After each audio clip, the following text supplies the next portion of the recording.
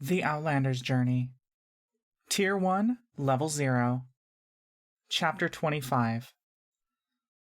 Laurel, you taste your own blood. In Bach's arms, you are bouncing up and down as he sprints ahead, his breathing agitated. Though your consciousness comes and goes, you try to force your eyes to stay open. The grasses keep pricking your face, which helps to keep you awake, and you feel the blood dripping off your clothes, leaving behind a traceable trail. Sucking in a deep breath and gritting your teeth, you grip the dagger in your stomach and tear it out as you shapeshift the wound away, filling it in with fake tissue and muscle. The last of your leaking blood spills out from the lesion, splattering onto the ground. Your vision goes black, peppered only by twinkling starlight. You've never felt pain like this before. You deserve this, though. This is how it's meant to be for someone like you. Your life is more or less over. Sanos is dead and you murdered him. You're a murderer. In a way, it's hilarious. Everything they say about changelings turns out to be true. They kill you in the night and steal your face. Then they rape your wife and kidnap your children. That's pretty much you. That's what you are now. You put your bloodied hands over your eyes. Your fingers tingle with the sensation of the firebolt you released. You shot him in the head, watched his life leave his body. That was all you're doing.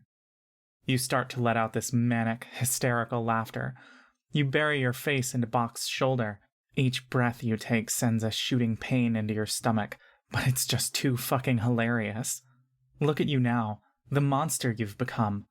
You think you can go back to normalcy with your brother? You're done. It's over. Laurel? Says Bach.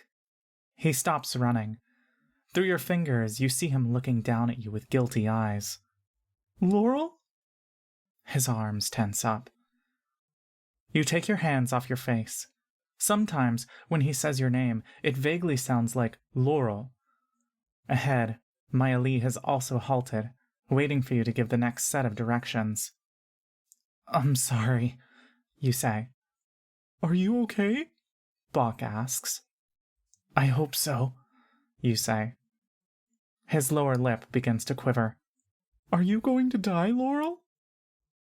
You hear the shifting grasses as Maya Lee wades her way back to you. No, I won't die. I'm sorry, Laurel. I'm really, really sorry. Don't be sorry. I've done worse things to myself. You smile at him, but he only looks more mortified now. I'll be fine. You touch his face, staining his cheek with your blood. I said I'd get you both to Harrington, didn't I? Maya Lee fumbles through your knapsack. Did you get healing spells? She asks. You shake your head. I think our best bet is still to find my brother. Your brother? Says Maya Lee. Yeah, he's picking us up and helping us get away. You realize that Maya Lee probably never heard the full plan. She just went along with whatever you told her back there. You point further north. My brother is waiting for us in a carriage. He has food and supplies. Will he come with us? Asks Bach. He'll drop us off somewhere close to the INA border, I think. How do we find him? Asks Maya Lee. He has his ways, you say. He just told me to keep going for about a mile. We should be there soon. Okay, says Bach. You can let me down, you say to him. I don't want you to be too tired. No, he says, tightening his hold. I can carry you. Are you sure? He nods. All right, but if you get too tired, just let me down. The three of you begin moving again, with Maya Lee waddling directly underneath you, holding you up with her arms raised, trying to take off some of the load for Bach. You find it endearing that she wants to help, but it really fucking hurts. Her hands lift you unevenly, and you have to take shallow breaths to even stay conscious. You say. I don't want to make you two panic, but I think I lost a lot of blood back there, so if I faint before we find my brother, look for a carriage with a hammer logo. Both of them freeze up. Okay, says Bach in a soft, shaky voice. How much longer do you think? I'm not sure, you breathe. I don't know how long ago we left. 16 minutes, says Maya Lee. You squint at her, bewildered. How do you know that? She shrugs. I was always good with time. Is that strange? No, it's real useful, you say. I think we should be close then. And soon, as you continue on for a few more minutes, you finally hear the voice of Elothor in your head. Is that you passing through? I set up a few alarms in the vicinity. Are you seeing the cows? You motion for them to stop, and you put your finger to your lips. In the distance you hear a moo, and if you disregard Bach and Maya Lee's stench, you smell the cattle manure. Yeah, you respond. The cows are to my right. Where are you? All right, hold on. I think my brother is coming to get us, you say, closing your eyes, bracing. Let's wait here. You can already imagine the panic in his eyes when he sees your condition. You black out for what feels like a second. The next thing you realize, you're moving again. You feel Bach and Maya Lee hiking through the grasses, and then the crackling footsteps of a third person approaching. Slow, careful, graceful steps that you know belong only to Elothor. You open your eyes, craning your neck, searching. Before you even see him, your eyes are welling up with tears. A young half-elven man emerges from the grasses, hunched over, wearing a ridiculous farmer's hat. You notice a sliver of silvery hair. You burst out laughing, the tears rolling down your face now. You've never felt so relieved to see him. Hi, you say. You realize he's never seen you in this form. He pulls himself upright, rushing to you, the hat slipping off his head. Elise, oh my gods! He touches your chin and forehead. I'm sorry. I'm so sorry, Elise. It's my fault. I'm sorry. I'll fix this. I'm sorry. You sense him searching for the wound, and as he reaches your abdomen, you let out a pained whimper. He shushes you gently and places his palms flat on your belly, muttering a soft prayer in your ear. It burns. Your body recoils and you grit your teeth, letting out a muted cry. He continues to coo softly, his other hand still resting on your forehead. It's almost done, he whispers. It's all right. You black out again. When you awaken, you're moving once more. You see Elothor's back, his hand holding yours. The pain in your abdomen is mostly gone now, no worse than a bad stomachache. Bach, you can let me down now, you say. No. Really, I'm fine. Elothor healed me just now. You wriggle free, trying to roll off, leaving Bach no choice but to let you down. As you stand, the sky begins to spin. Elothor and Bach both catch in time. Easy now, says Elothor. It's fine, you say. I'm fine. We're almost there. You enter another field, which you finally recognize as a cornfield, and, following Elothor's lead, you bend down and begin to crawl. Soon you reach a clearing, and you spot what appears to be a large cubic space made of shadow, some sort of warded area. From afar it blends in with its surroundings. Elothor motions for you all to go in. Maya Lee and Bach both turn to you with reservation, but you nod at them and take the first step. The first thing you see inside is a small carriage connected to two phantom horses. They turn their spectral heads to you, snorting impatiently. The big guy told me you aren't being pursued, says Elothor in Elvish. They only speak Sylvan, huh? You nod in response to both statements. Xenos wasn't home, but one of his traps got activated and struck me.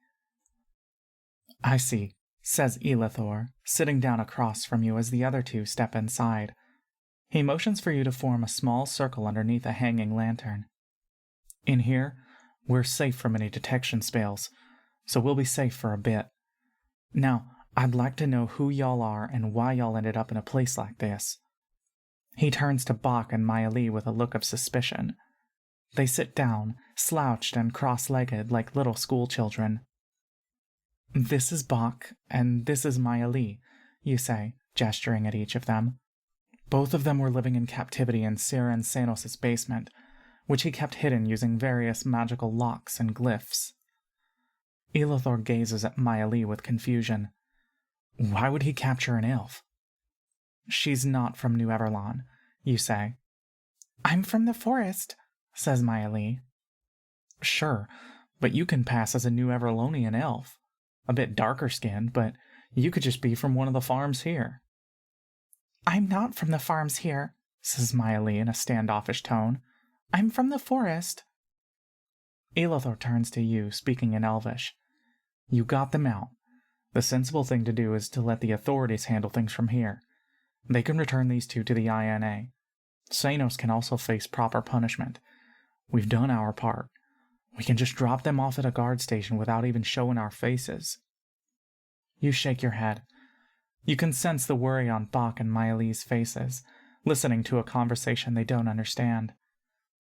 I'm sorry, you say back in Elvish, but we can't report anything to the authorities.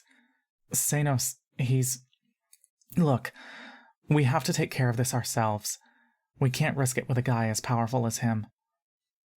Elithor sighs. In the right hands, these two will be safe. You've done enough. Bach and Maya Lee are now holding hands, intensely afraid. You shake your head again. We can't leave them behind, you say in Sylvan. You said Harrington. You promised me we'll go to Harrington. Why do you have to act so brazenly for these strangers? Says Elithor, still in Elvish. You would never do such a thing for your family, but you would always do such impulsive and reckless things for other people. Do you not understand what just happened? You almost died. But I didn't die, and we already got through the worst of it. You don't know that. You don't understand what it's like to travel on that road. He puts a hand to his face. You had to be carried here, Elise. Your clothes are drenched in blood. But we have you now. You really think we can get to Harrington with this giant creature sitting in the carriage? You think the border agents won't ask questions? Elithor gestures at Bach, who slouches even more, his ears drooping down like a guilty puppy. We can hide him. We can put him in a disguise. You turn to Bach. Do you want to wear a disguise? You ask in Sylvan. Bach points at himself, sitting back up. I can put on a disguise. You see? You say. He doesn't mind a disguise. But Elithor has stopped paying attention to you. His eyes go wide, fixated on Bach. You turn back to him and you see, sitting where Bach was, an elf who appears identical to your Laurel form. Same clothes, same hair, same size, same everything. I can look like Laurel, says Bach. Mama taught it to me a long time ago, but I wasn't allowed to use it. Is it okay? Is this the disguise self spell? You ask. Maya Lee nods. It is. This creature knows magic?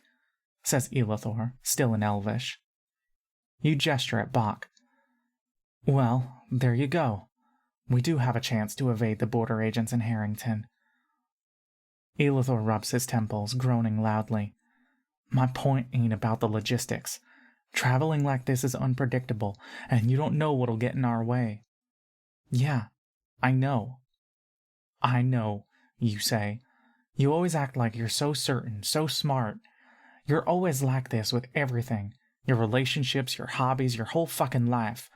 You want to be responsible for bigger things without taking any real responsibility. You think you can handle them? You'll get us all killed. Listen, you say. We can't involve the authorities. We just can't. And I have to see this through. You say that every time, he says. It's for real this time. He shakes his head.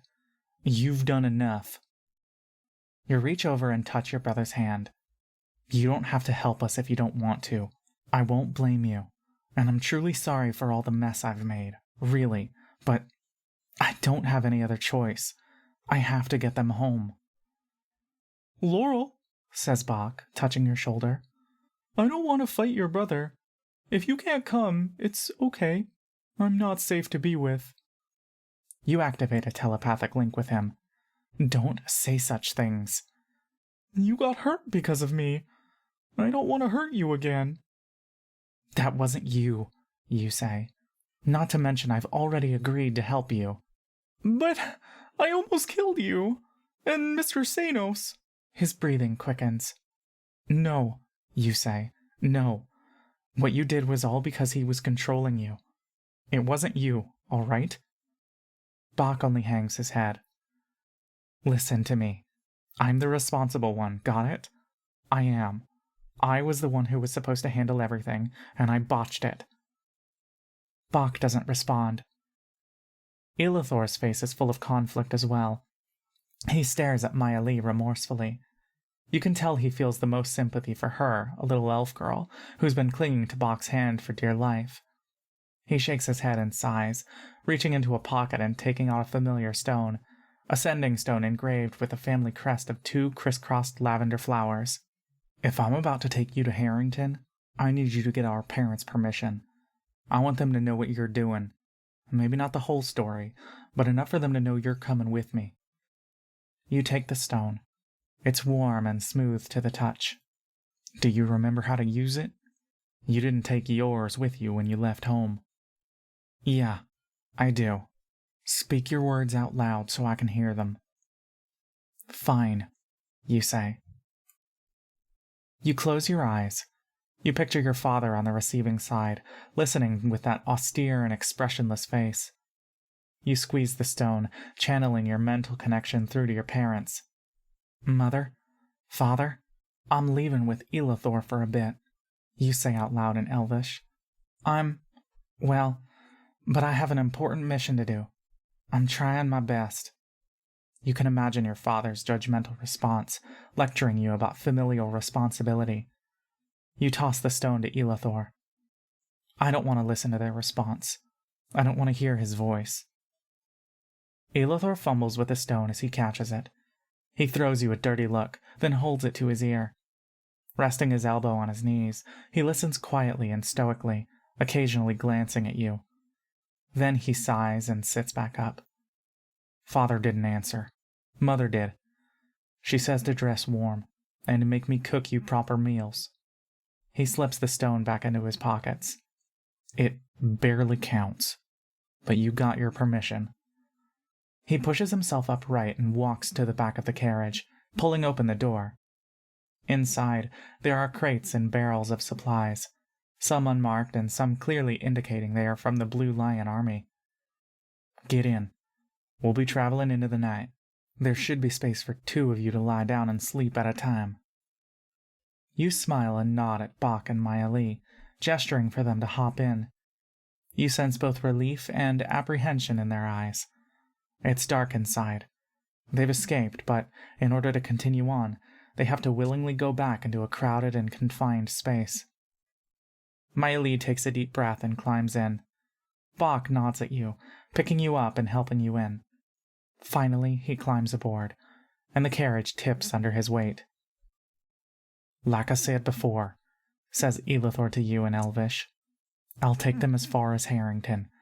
Past that, and they're on their own, and you and I will stay at the warehouse. You can help me with deliveries until you figure out what to do with your life. Thank you, you say, for everything. My name is Lonnock Oaksword to everyone else. You should come up with a new name while we're on the road, too. All right. He closes the door, and you hear him walk to the front of the carriage. Bach and Maya Lee are looking all around at the various crates, and the slits of light poking through tiny holes in the ceiling. Bach sits on the floor, knees to his chin, scrunched up and still almost as tall as Maya Lee. Sorry, you say. I know it's real cramped. Bach nods. It's okay. I don't mind. Thank you, Laurel. There is a small shaft in the front, and you see Elithor climb up and wave his arms as if he is a conductor of an orchestra. The horses stomp their hooves and then pull, stepping in complete unison. The carriage lurches, and soon it exits the shadows of the private sanctum. Once on the road, the ride is smooth, and you lean your head against the wall, sighing deeply. You're not you anymore. Not that there ever was a you to begin with. Laurel? Says Bach. He points at his head. You say. Oh. You realize he wishes to communicate telepathically. What is it? You telegraph. Is your real name Elise? Oh, did you overhear? Your brother called you that earlier. Oh. Miley is also watching you. You whisper out loud, leaning in so that she can also hear you. We go by a lot of different names, you see, to protect ourselves. Bach speaks quietly too. From who? From bad people, I guess. Oh, says Bach. I sometimes go by Elise. I sometimes go by Laurel. Which one is your real name? Asks Bach. I don't know anymore, you say. But you can call me Laurel for now. If we need to change our names to hide, I'll tell you what my new fake name is. Okay, says Bach. Miley nods. I hope that's not too confusing for you, you say. Both of them shake their heads. Laurel? Says Bach. Yeah? If I get mad like that again, like back there, and I try to hurt you or Miley, you can sing to me and it'll make me better. All right. That's good to know. I know the song, says Miley. It's a lullaby for Sylvanos. You'll have to teach it to me then, you say. I'll try not to get mad like that again, says Bach. You nod. Don't worry. I'll get you both home before anything else bad happens. You glance around at the back of Elithor's head. If you stay with him, you'll only cause him more trouble. Trouble finds you wherever you go. You listen to the synchronistic galloping of the phantom horses. The sun has set, and it's getting cold. It's musty and weirdly both dry and damp in here. But this is what it means to be a fugitive now. Whatever life you once thought you could have is done. You can never go back. Stranger is the X that stands in for a proper name. It is the placeholder for the missing, the mark of the passage, the scar between native and citizen.